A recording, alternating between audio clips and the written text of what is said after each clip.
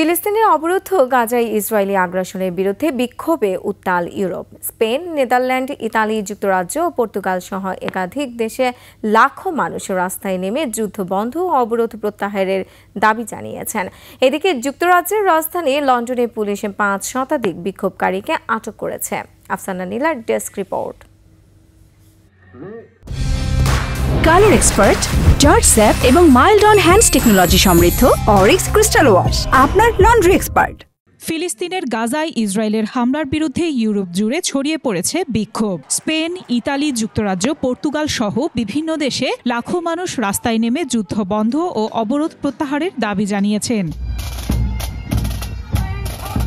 লন্ডনের কেন্দ্রীয় এলাকায় অনুষ্ঠিত বিক্ষোভ থেকে অন্তত ৫৫০ জনকে আটক করেছে পুলিশ। বিক্ষোভকারীরা মাটিতে বসে পোস্টারে স্লোগান লিখেছিলেন, গাজা বাঁচাও, অবরোধ প্রত্যাহার করো। এরপরই পুলিশ তাদের সরিয়ে দেয়। বিক্ষোভে উত্তাল আয়ারল্যান্ডও। এটা কোনো কথা হলো? পুলিশ আমাদের ধরে নিয়ে যাচ্ছে।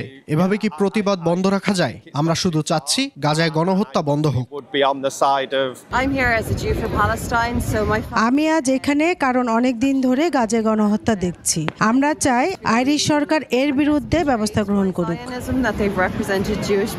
নেদারল্যান্ডসে ২.৫ লাখ মানুষ রাস্তায় নেমে বিক্ষোভ করে। স্পেনের বার্সেলোনা ও মাদ্রিদে কয়েক সপ্তাহ আগে থেকেই বিক্ষোভের প্রস্তুতি চলছিল। আল জাজিরা বলছে, সাম্প্রতিক সপ্তাহগুলোতে স্পেনে ফিলিস্তিনিদের পক্ষে জনসমর্থন বাড়ছে।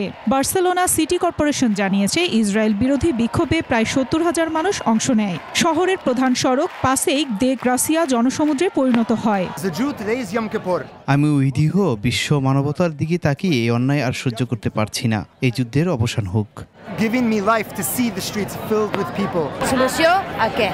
গাজা শিশুদের উপর নেতানিয়াহুর আচরণ দেখে আমি অসহায় বোধ করছি। বিশ্ব কি করে পারছে এই অবিচার দেখতে। অন্যদিকে মানবিক সহায়তাবাহী নৌবহর গ্লোবাল সুমুদ ফ্লোটিলা আটকানোর পর ইতালির রোম ও পর্তুগালের লিপসনে প্রতিবাদ কর্মসূচি হয়। ইতালি জুড়ে একদিনের সাধারণ ধর্মঘটে ২০ লাখেরও বেশি মানুষ অংশ নেন। আফসানা নীলা, ডেস্ক রিপোর্ট, ২১ টেলিভিশন।